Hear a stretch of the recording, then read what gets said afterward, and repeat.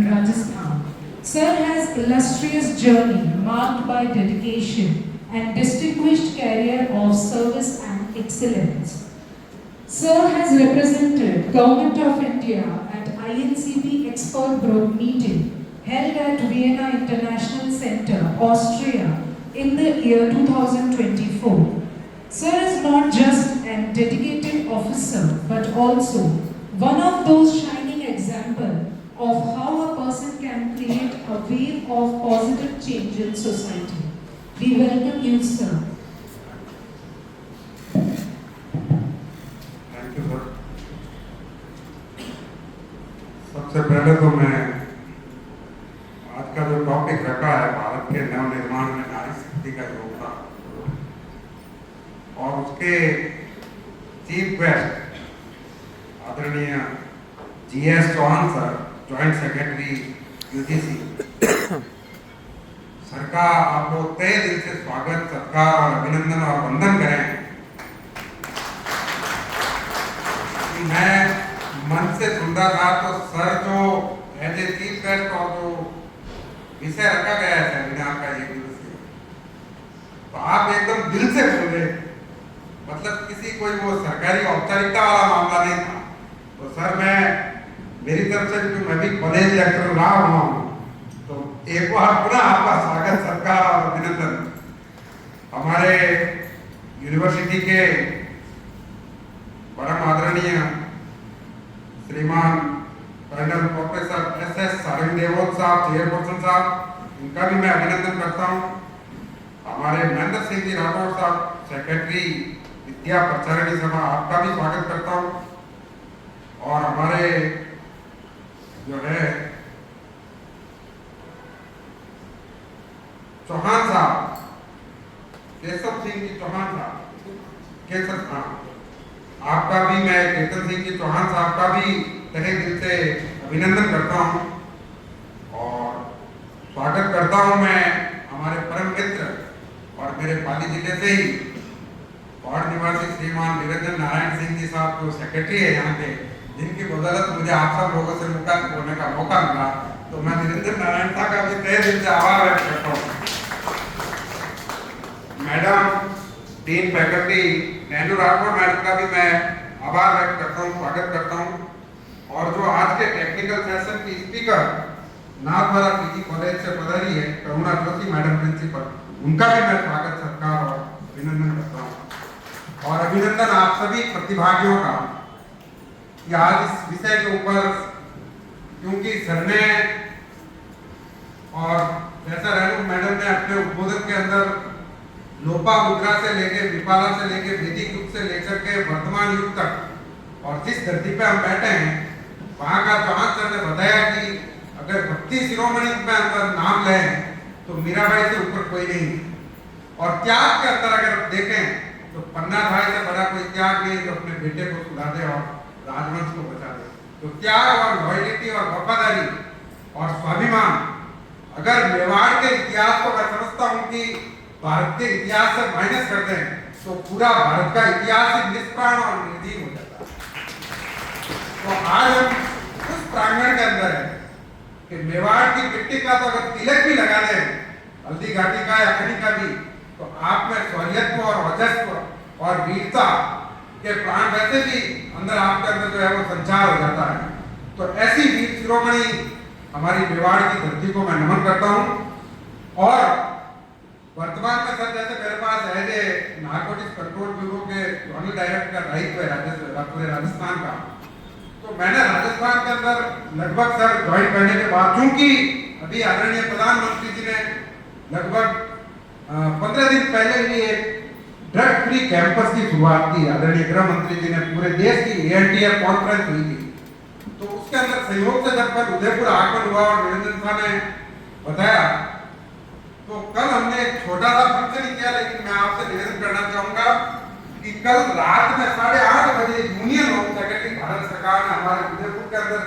जिन BPEd के 100 विद्यार्थियों के बीच में मैंने से नो ड्रग्स का नारा दिया और ड्रग फ्री कैंपस की मुहिम बीएम कॉलेज के उस सभागार से शुरुआत की और राजस्थान का इनिशिएटिव और आदरणीय चीफ सेक्रेटरी सुधांशु पंत साहब ने भी अपनी तरफ से ये उनके उद्बोधन में लिया और आपको निवेदन करता हूं कि वो चीज बजट में भी आ जाएगी और रिटर्न में आ जाएगी गृह मंत्रालय की तरफ से कि ड्रग फ्री कैंपस की शुरुआत राजस्थान के अंदर बीएड कॉलेज के प्रांगण से तो आज का जो महिला भारत के नवनिर्माण में नारी शक्ति का योगदान है, तो मैं ज्यादा नहीं बोलकर के सिर्फ इतना सा निवेदन करूंगा कि लगभग 3 दिन पहले की बात है कि पूरे विश्व का यदि कोई शक्तिशाली है तो आप मानते ही हैं कि अमेरिका का राष्ट्रपति ट्रंप है और पिछले 4-6 महीनों से वो बुला करके डरा धमका करके कह रहे थे नोबेल का शांति प्राइज चाहिए लिख करके और सारे राष्ट्रपति लिख के रहते थे बुला करके। लेकिन मैं महिला शक्ति और नारी शक्ति की जहां तक बात करता हूँ तो वो भी 2025 का नोबेल पीस प्राइज की वेनेजुएला की उस महिला सेनानी को मिला है जो लोकतंत्र के लिए लड़ रही थी, जिनका नाम है मारिया कोरिना। तो वर्चस्व की और ये तो भारत है, जैसा कि हमारे राठौर साहब ने अपने उद्बोधन में बताया कि महिलाओं को बराबरी का स्थान दे, ये वेस्टर्न कल्चर है, वाकई में वेस्टर्न कल्चर है। और भारत ने तो वास्तव में अपने वेदों में शास्त्रों में ये बताया है कि यत्र नार्यस्तु पूज्यन्ते रमन्ते तत्र देवता, जहाँ नारियों की पूजा होती है वहाँ देवता स्वयं देवते हैं। हमने तो आदि शक्ति,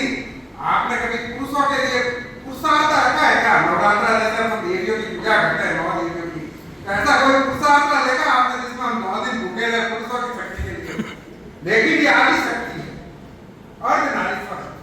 और नवरात्रा भी हम 9 दिन तक नारियों की पूजा करते हैं, हम कन्याओं का पूजन करते हैं। हमारी जो सनातन की संस्कृति है उसको लगातार सतत निरंतर अनवरत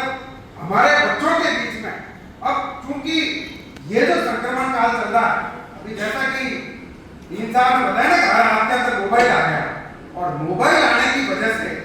हर पल का जो भटकाव कहीं कहीं हमारे संस्कारों के ऊपर कुठाराघात भी हुआ है। लेकिन एक अच्छी बात यह है कि जो हमारे वैदिक ग्रंथ है या जो उपनिषद है या जो हमारी संस्कृति और जो हमारे मतलब चीजें हैं हमारी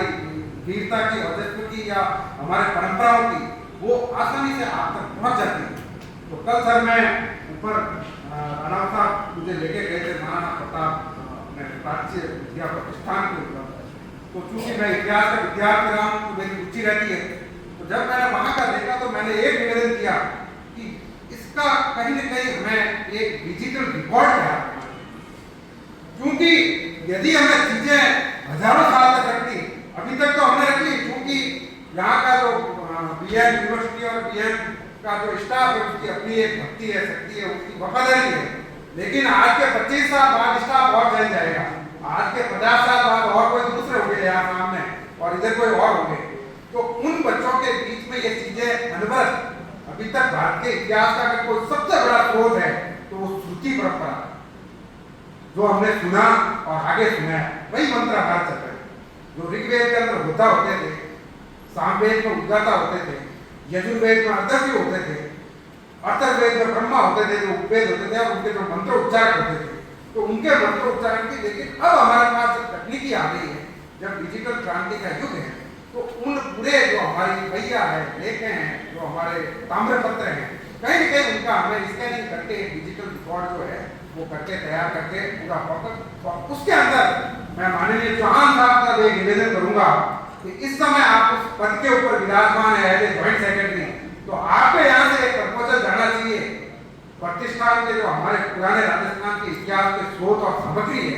उनके अंदर यूनिवर्सिटी ग्रांट कमीशन की तरफ से ऐसी मदद हो कि वाकई में ये जो चीजें हैं यहाँ के इतिहास के स्रोत के रूप में, उससे बड़ा अनूठा असीम और अद्वितीय उदाहरण पूरे राजस्थान में, पूरे भारतवर्ष की बात कर रहा हूँ कि राजस्थान की हिस्ट्री के संदर्भ में मैंने नहीं देगा। एक बार पुनः आप सब लोगों का तहे दिल से इस एक दिवसीय सेमिनार में स्वागत, सत्कार और अभिनंदन। और एज ए जनरल डायरेक्टर आया हूँ तो एक नारा मेरी तरफ से मैं मिलूंगा ताकि मेरी भी एक एनसीटी की ड्यूटी पूरी हो। मैं कहूँगा जिंदगी को हाँ, आप लोग कहेंगे नशे को ना, और उसी से ही हमारी ये मुहिम जो है वो आगे बढ़ेगी। जिंदगी को हाँ, जिंदगी को हाँ, जिंदगी को हाँ। धन्यवाद।